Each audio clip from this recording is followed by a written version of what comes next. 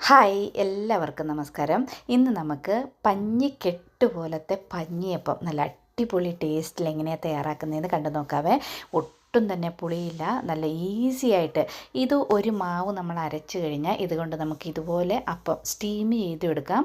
നമുക്ക് ദോശക്കല്ലി വെച്ച് നല്ല സൂപ്പറായിട്ടുള്ള അപ്പവും ചുട്ടെടുക്കാം. ആദ്യം തന്നെ നമുക്ക് അരി കുതിർക്കാനിടണം. അതിനായിട്ട് ഞാനൊരു ബൗളിലേക്ക് 3 കപ്പ് പച്ചരി എടുക്കുന്നുണ്ട്. സാധാരണ നമ്മൾ ഇഡ്ഡലിക്കും ദോശയ്ക്കൊക്കെ ഉപയോഗിക്കുന്ന പച്ചരി ഉണ്ടല്ലോ, ആ പച്ചരിയാണ് ഞാൻ എടുത്തിരിക്കുന്നത്. ഇതിന് പകരം പച്ചരിക്ക് പകരം നമുക്ക് ഇഡ്ഡലി റൈസ് കിട്ടുമല്ലോ, ഇഡ്ഡലി റൈസ് കൊണ്ട് വേണമെങ്കിലും ഇത് നമുക്ക് തയ്യാറാക്കാവുന്നതാണ്. ഞാനിവിടെ നോർമലായിട്ടുള്ള പച്ചരിയാണ് എടുത്തിരിക്കുന്നത്. ഈ പച്ചരി നമ്മൾ 2-3 പ്രാവശ്യം നന്നായിട്ട് കഴുകി ആവശ്യത്തിന് വെള്ളം ഒഴിച്ച് നമുക്കിത് കുതിരാനായിട്ട് വെക്കാം. അതുപോലെ തന്നെ വേറെ ഒരു പാത്രത്തിലേക്ക് നമ്മൾ ഏത് കപ്പിലാണോ പച്ചരി എടുത്തത് അതേ കപ്പിൽ തന്നെ 1/2 കപ്പ് ചവ്വരി എന്ന് പറഞ്ഞാൽ സാധാക്കി നമ്മൾ ഈ പായസമൊക്കെ തയ്യാറാക്കാൻ ഉപയോഗിക്കുന്ന ചവ്വരി ഉണ്ടല്ലോ, അതെടുത്തിട്ടുണ്ട്. ഇനി ഇത് നന്നായിട്ട് വെള്ളം ഒഴിച്ചൊരു 3-4 പ്രാവശ്യം കഴുകിയിട്ട് ആവശ്യത്തിന് വെള്ളം ഒഴിച്ച് ഇത് നമുക്കൊന്ന് കുതിരാനായിട്ട് വെക്കാം. അരിയും ചവ്വരിയും നമ്മൾ ഒന്നിച്ച് കുതിരാൻ വെക്കരുത്, വേറെ വേറെ പാത്രത്തിലിട്ട് വേണം വെക്കണം. മിനിമം ഒരു 5 തൊട്ട് 6 മണിക്കൂർ ഇത് കുതിർക്കണം. എന്നാലേ നമുക്ക് നല്ല ഫൈനായിട്ട് ഇത് അരച്ചെടുക്കാൻ പറ്റുള്ളൂ. അപ്പം ഞാൻ ആവശ്യത്തിന് വെള്ളമൊക്കെ ഒഴിച്ച് ഇതൊന്ന് കുതിരാനായിട്ട് വെക്കുന്നുണ്ട്. ഞാനൊരു 6 മണിക്കൂർ കുതിർത്തു കേട്ടോ. ഇവിടെ അരി നന്നായിട്ട് കുതിർന്നിട്ടുണ്ട്. അതുപോലെ തന്നെ നമ്മൾ വേറെ പാത്രത്തിൽ ചവ്വരിയും കുതിരാനായിട്ട് വെച്ചിരുന്നല്ലോ, അതും നന്നായിട്ട് കുതിർന്നിട്ടുണ്ട്. ഇതെല്ലാം കഴുകി എടുത്തിട്ടുണ്ട്. ഇനി ചവ്വരിയുടെ കൂടെ ഞാനിവിടെ 1 കപ്പ് ചിരകിയ തേങ്ങ കൂടെ ചേർക്കുന്നുണ്ട്. തേങ്ങ ഇച്ചിരി കൂടുതൽ ചേർത്താലും കുഴപ്പമൊന്നുമില്ല, നല്ല ടേസ്റ്റ് ആയിരിക്കും. അപ്പോൾ തേങ്ങയും ചവ്വരിയും നമുക്ക് ആദ്യമേ മിക്സിയുടെ ജാറിലിട്ട് നല്ല ഫൈനായിട്ടൊന്ന് അരച്ചെടുക്കാം. ഇതുകൊണ്ട് ഞാനിപ്പോൾ തേങ്ങയും ചവ്വരിയും ആദ്യമേ അരച്ചെടുത്തു. നമ്മൾ അരിയുടെ കൂടെ ചവ്വരി ഇട്ട് അരച്ചാലുണ്ടല്ലോ അത് നൈസായിട്ട് അരഞ്ഞ് കിട്ടില്ല. അപ്പോൾ അത് സെപ്പറേറ്റ് ആയിട്ട് തന്നെ നമ്മൾ അരയ്ക്കണം. അപ്പോൾ തേങ്ങയും അതിൻ്റെ കൂടെ തന്നെ നമുക്ക് അരയ്ക്കാം. അരച്ച തേങ്ങയും ചവ്വരിയും ഞാനൊരു പാത്രത്തിലേക്ക് മാറ്റി. ഇനി അതേ മിക്സിയുടെ ജാറിലേക്ക് തന്നെ നമ്മൾ കുതിർത്ത് വെച്ചിരിക്കുന്ന പച്ചരി ഉണ്ടല്ലോ, പച്ചരി കൂടെ ചേർത്തിട്ട് ഇതും നല്ല ഫൈനായിട്ട് അരയ്ക്കണം. ഒട്ടും തന്നെ തരിയില്ലാതെ നമ്മളിതൊന്ന് അരച്ചെടുക്കണം. റേഷൻ അരി കൊണ്ടും നമുക്ക് ഇതുപോലെ അടിപൊളി അപ്പം തയ്യാറാക്കാവുന്നതാണ്. 2 കപ്പ് റേഷൻ അരിയും 1 കപ്പ് പച്ചരിയും 1/2 കപ്പ് ചവ്വരിയും കുതിർത്ത് അരച്ചും നമുക്കിതുപോലെ അടിപൊളി അപ്പം തയ്യാറാക്കാവുന്നതാണ്. ഞാനിപ്പം അരിയൊക്കെ നല്ല ഫൈനായിട്ട് അരച്ചെടുത്ത മാവ് നമ്മൾ ആദ്യം കൂട്ടി വെച്ചിരുന്ന മാവുണ്ടല്ലോ അതിൻ്റെ കൂടെ ചേർത്ത് കൊടുത്തു. ഇനി മിക്സിയുടെ ജാറ് കഴുകി കുറച്ച് വെള്ളം ചേർത്ത് കൊടുക്കണം. വെള്ളം അധികം ആകാൻ പാടില്ല. നമ്മൾ സാധാരണ ഇഡ്ഡലിക്ക് മാവ് അരയ്ക്കുമല്ലോ, ആ ഒരു കൺസിസ്റ്റൻസിയിൽ വേണം നമ്മുടെ ഈ മാവും ആക്കാനായിട്ട്. എന്നിട്ട് ഇത് നന്നായിട്ട് മിക്സ് ചെയ്ത് യോജിപ്പിക്കണം. നമ്മളിപ്പോൾ 2-3 ബാച്ചൊക്കെ ആയിട്ടായിരിക്കുമല്ലോ മാവ് അരയ്ക്കുന്നത്, പിന്നെ കുറച്ച് വെള്ളം കൂടെ ചേർത്തിട്ടുണ്ട്. അപ്പോൾ ഇതെല്ലാം നന്നായിട്ട് മിക്സ് ആവണം. ഇത് മിക്സ് ആക്കി കഴിഞ്ഞിട്ട് നിങ്ങൾ ഈസ്റ്റ് ഉപയോഗിക്കുന്നവരാണെങ്കിൽ ഇതിൽ ഒരു 1/4 സ്പൂണ് ഈസ്റ്റ് കൂടെ ചേർത്ത് മിക്സ് ചെയ്ത് വെക്കാവുന്നതാണ്. ഒരു 1/4 സ്പൂണ് ഈസ്റ്റും പഞ്ചസാരയും. ഞാനിപ്പം ഈസ്റ്റ് ഇവിടെ ചേർത്തിട്ടില്ല. ഇതിങ്ങനെ തന്നെ ഓവർനൈറ്റ് റെസ്റ്റ് ആകാനായിട്ട് വെക്കുവാണ്. രാവിലെ ആയപ്പോൾ നമ്മുടെ മാവൊക്കെ അധികം പൊങ്ങിയിട്ടില്ല. നമ്മൾ ഈസ്റ്റോ സോഡാപ്പൊടി ഒന്നും ചേർത്തിട്ടില്ല.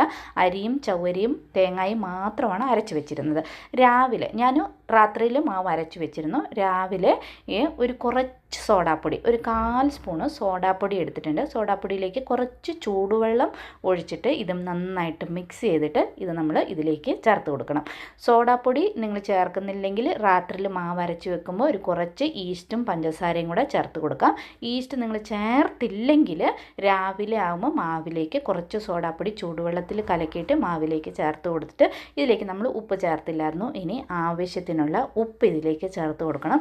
അതോടൊപ്പം തന്നെ 1 സ്പൂണ് പഞ്ചസാര കൂടെ ചേർത്ത് കൊടുക്കണം.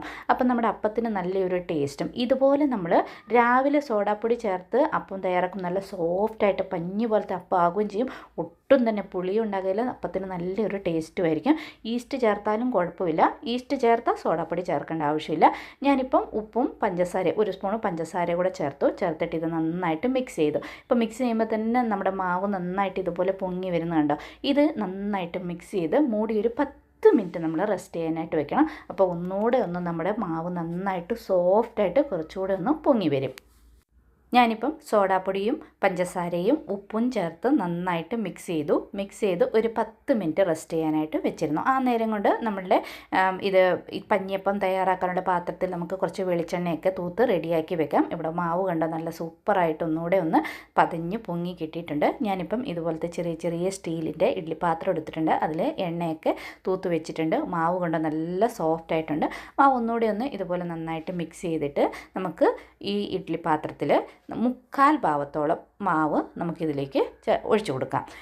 മുഴുവനായിട്ട് നിറച്ച് മാവ് ഒഴിക്കരുത്, അത് ചൂടിങ്ങനെ പൊങ്ങി വരുമ്പം മാവൊക്കെ പുറത്തോട്ട് പോകും. അപ്പം ഒരു മുക്കാൽ ഭാഗത്തോളം നമ്മൾ ഇതുപോലെ മാവ് എല്ലാ പാത്രത്തിലും മാവ് ഒഴിച്ച് കൊടുത്തു കഴിഞ്ഞിട്ട് നമ്മൾ സ്റ്റീമിൽ വെച്ച് ഇത് വേവിച്ചെടുക്കണം.